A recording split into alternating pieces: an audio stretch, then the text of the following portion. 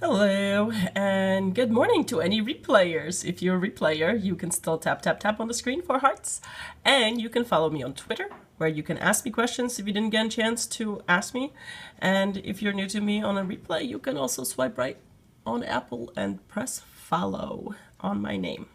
So, if you're joining live, hello, my name is joannazarach and I do a daily Money Habits broadcast. Why do I do that? Well, I want people to develop better money habits. I want them to start paying attention to their money. And money's a big source of anxiety. And I feel like if you can learn, and hello, I see some familiar names joining. And if you pay attention to your money on a more regular basis, because I can tell you just about everybody doesn't. They're not looking after it. They're not thinking about it. They really think money is something that's given to them by someone else and a decision that other people make, and you're just kind of on the receiving end. So what I want to talk to today is if you have loans. So one of the things that I talk a lot about is obviously getting rid of your consumer debt as soon as possible, because if you have consumer debt, which is credit card debt, it's typically at a very, very high interest rate. We're not even going to talk about, payday loans, other predatory lending. But basically, you want to get away from a point in your life where you feel like you have to rely on a credit card or other form of high interest lending to just get by. Because you're really going to be stuck in a cycle of just paying interest payments and not being able to build towards your future. So there's a little bit of it's a bit of a gray category of loans. And I want to talk about loans today. And I can give you guys a short history, or I guess it's a longer history, a history of my loans, but also just kind of having a plan on how you're going to pay off loans. So obviously my position is that you ought to pay off your loans, especially, depending on the interest rates. So we are in a very low interest rate environment. That hasn't always been the case. And so I encourage people to really think hard about any outstanding loans they have and examine them and develop a plan for a rapid repayment. Why? Because all of a sudden these loan payments become a part of your budget line, and it's kind of your burn rate. And so you're going to have a really hard time of reducing that if that's like that line item's in there for 10 years, right? And so I think a lot of times, we just take it like as a given that you need to borrow money for your future or to utilize some assets. And we're actually encouraged to think that way. I know that there's a lot of sort of mentality of can I afford it? Is just to make it like, can I pay the monthly payment into my budget? And I really want people to get a bit more, to realize that loans are like, treat a loan like it's already your money and think about how you're going to spend it. So really think about it more holistically, look at the whole amount. And the important is to have a plan to pay off your loans. So I am one of those people that aggressively paid off my loans a long time ago. So it's been a really, really long time since I've had a loan. Right now we just have a mortgage and we keep it because it's at 3% interest. And I have a plan, like because it's adjustable, like what would happen at which trigger and how would we get that loan amount down to zero, whatever, whatever it would be relative to other investments that we can make. So opportunity cost. But one of the things that you need to do is just really make a plan. And I think we're just not aggressive enough when it comes to repayment, because people are much more comfortable with like, what can I afford? And I think that like the popular, obviously besides credit card debt, the three popular sources of debt are car loans, obviously mortgage we mentioned, so buying a house, and education loans, right? And so I know there are other sort of smaller loans. Sometimes maybe you buy something ahead on a credit card and you get a 0% interest rate for a while. But I want you to like, it's actually a really interesting debate. I think even in the personal finance, in like blogger community. So here is the thing. Here is your home ownership purchase is for you to like, okay, so most likely like a home purchase is not going to be a good investment. So that's like actually a lot of people have written about it. A lot of economists have written and say, don't look at purchasing a house as an investment because it's not. Here's the reasons to purchase a house. Like if you're not planning to move from one place for a very long time, I think the recommended is like at least 5 years, more like 7, pretty much like 10.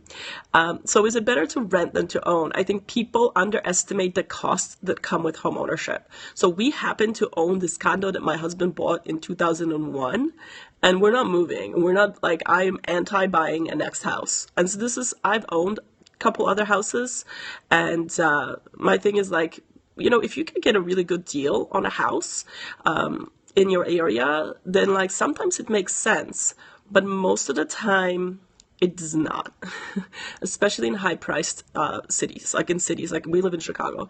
So I think longer term, like I realize that like a house is more of like emotional thing. It requires a lot of maintenance. So it's also like what your personality, like are you a fix-it person? Do you like decorating? Do you like keeping up a house? So I think there's a little bit more to it. But I think in general, if you look at the economics, I think most people would agree by now that renting gives you a lot more flexibility. And if you have the discipline to invest that money, like the difference, right? If you calculate it like, because people get stuck in a mortgage and they're like, well, I'm forced to invest, right? I'm forced to pay the principal. This is a really poor way of investing, right? Like you need to, I feel like you can be more mindful about it. And if you have the discipline to say, okay, I would have paid like $1,500 all in for my mortgage, taxes, and everything else, and my rent's $1,000, then take that $500 and invest it. And if you have the discipline to do that, you are way better off renting than buying a house. If you lack discipline, that's a different story, right? If you lack discipline, you're never gonna you're gonna lack the building blocks to build towards wealth. So I think ultimately I would pick for our next place I'm championing for rental. Now I will keep this place to treat as investment property because we're in a very good rental area. So real estate as investing is very different than home ownership as an investment. So I think that's really where people get, there's a multi-trillion-dollar industry called the real estate industry that makes you believe that somehow buying a house is a financial achievement, whereas it's not. It's like a milestone that a lot of people look forward to, but if you look at historical data, then not. You can't, but if you're unemployed and you have a mortgage, then it's going to be really hard to keep up with it because you have to pay, you got to pay the mortgage is due. Even if you move in with like someone else, like you still owed money on the house. So yes, you're right. If you're unemployed and you have to get another rental, it's really, really tough. So when you do your risk assessment, you got to figure out like what's my options, and that's why if owning a house is going to force you to save your money because all of a sudden everything's going to mortgage or you got to fix a furnace and you're like, okay, when I have to, I'm going to spend that money on this quote unquote, on this investment. It's a different story. But I think that what I'm really trying to get people to do is make sure that they can free up the cash flow. And then when they free up the cash flow, to really be mindful about having the emergency savings, and having all that. And yeah, but the unemployment is definitely really tough. But if you're willing to move to another part of the country, that gives you a better option to actually pursue employment where there is more job opportunities when you're renting versus if you own a house. That's what got really, really hard for people in the financial crisis. They were like, I live in this town, there is no jobs, I can't move because there's no one to buy my house because it's underwater. So it can be really, I know that people, it's a very personal decision, but economically it doesn't make sense to most of the time to purchase a house, except if it's a low housing cost environment. And there are areas of the country. Yeah, in some places you're right, and that's why income is the first, right, of the 5 big money is to really figure out what are your different options for different streams of income.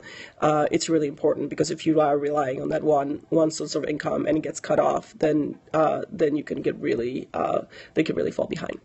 But And that's why even loans, like, loan repayment, like have a repayment plan, be aggressive about repaying your loans, as early as possible, because again, someone else decided the term to quote unquote make it affordable for you, and you're just kind of following that because you're like, oh, I just want to pay the least that I need to because it's in my it's a budget item. So you really need to shift your mindset and say, I really want to be able to get rid of that. And again, especially if your loans are 8% or more, because if you look at the traditional market return, it's around that. So between 6 and 8%, sometimes you're like, okay, let's see, is there anything else you should be doing? If it's like under 6%, you're probably okay keeping that loan, but I would still encourage it. When you have extra cash, be like, okay, paying off that loan, it should be at, the top 5 things you do. And so, because once it's gone, it gives you more flexibility, right? The whole idea is you need to free up more cash so that you feel confident in building your emergency savings. Creating that buffer is the way to really get into investing, and you just need to start putting that money away.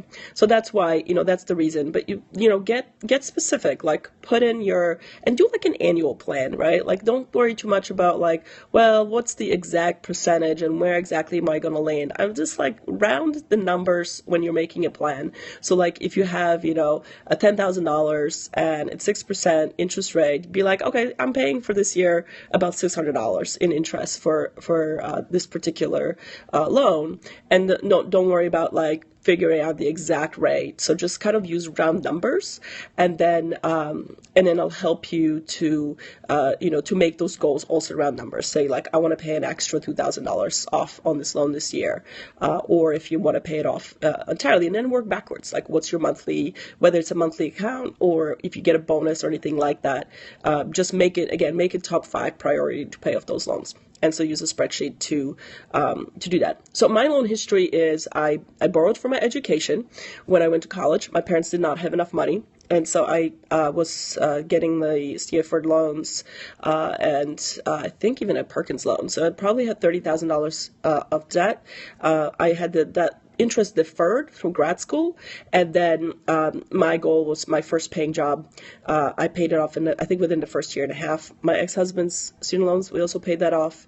I've had car loans. I think I had a car loan. So it's interesting. My very first car, I didn't have a loan on. It was $1,200. But when I went to the car dealer and I was like, do you have any cars under $3,000? They just don't want to sell you those cars. They want to give you a loan. And I was like, I don't want a loan. And it was one of my first experiences where I was really frustrated because I was like, I just really want to find a cheaper car. It was like back 1998, so it wasn't as easy to like find Craigslist or anything like that. So eventually I found like a friend of a friend had a car they were getting rid of, and I just paid cash for it. But so a few car loans, and they were like, just always used cars. And so it's actually harder to get a loan for a used car. So keep that in mind, but treat that money as your, like as your cash. Like if you had that cash, would you spend it? Like versus like, well, I can afford the loan payment, right? So when you're buying a new car and it's a $60,000 car or $30,000 car, think if you had $30,000, like, is this where you put your money? And if the answer is yes, then do it. Like if you're like, yes, I did it. So my last car, they bought a minivan, and the kids were born, and yes, minivan, and like just paid, and they were trying to give us a loan. I'm like, I don't need a loan. I just want to pay for it. And so, but that's why when you look at that total cost, then you're like, okay, I want to pay. I identify the thing I want. Now can I figure out how to get the best value and, do your research and, just say no to all the options, say no to all the extended warranties, all that, because that's your, I know, like, but then that makes you get a more expensive car because you're not thinking of like, holy crap, I'm spending like $50,000 of my money, right? You're just looking at this money as like a payment line in your budget. And it's like, it's not a good deal. Like overall, like you need to think about it like this loan is buying something with this big amount. So when I was buying my education, right, like it was a lot of money, and I was like, I think this education's worth it.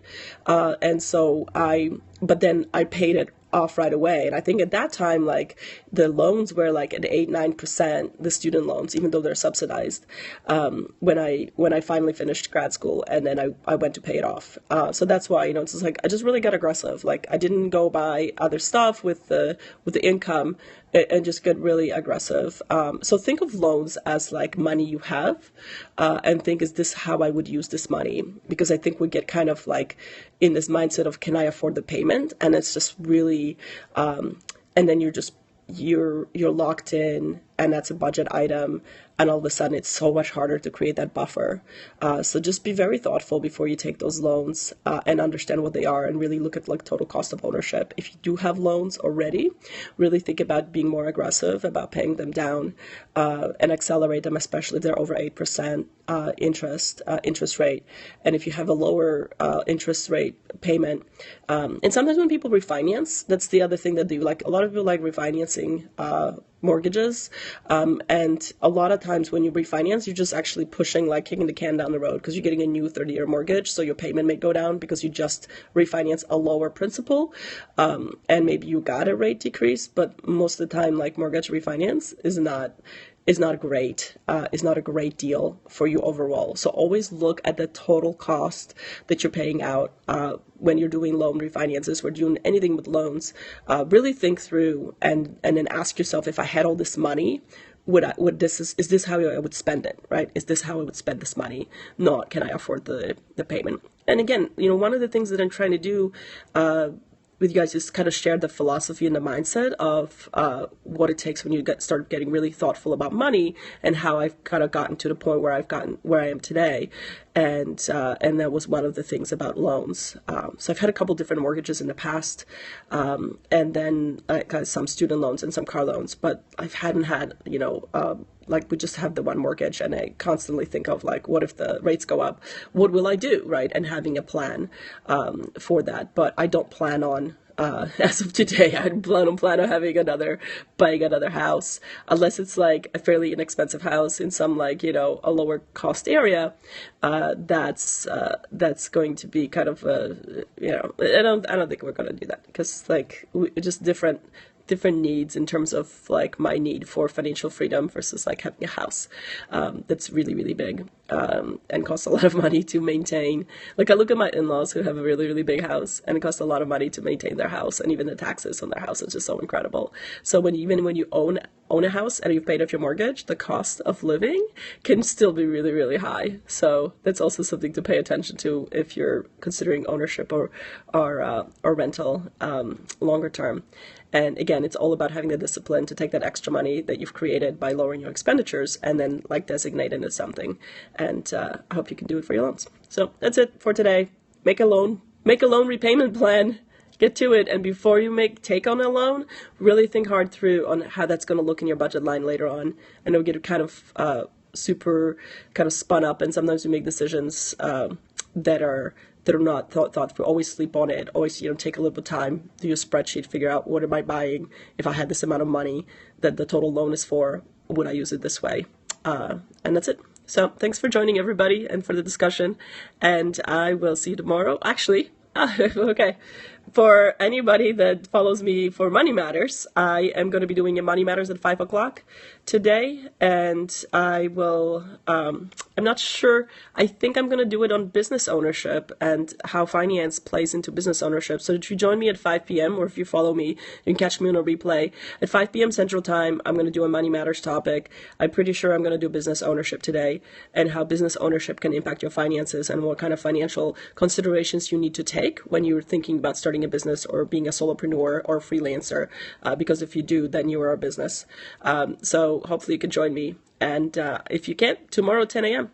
Yeah, that's great. Let's talk about business ownership. I think that's, we're all trending towards becoming business owners, because freelancers, you're just a business owner too. So let's talk about it, 5 p.m. Central Time. And it'll be like, it's a half an hour, and I do a bit more organized lecture and a deep dive. So if you have any questions for that, bring them. And if you can't join live, tweet them at me. Okay, bye.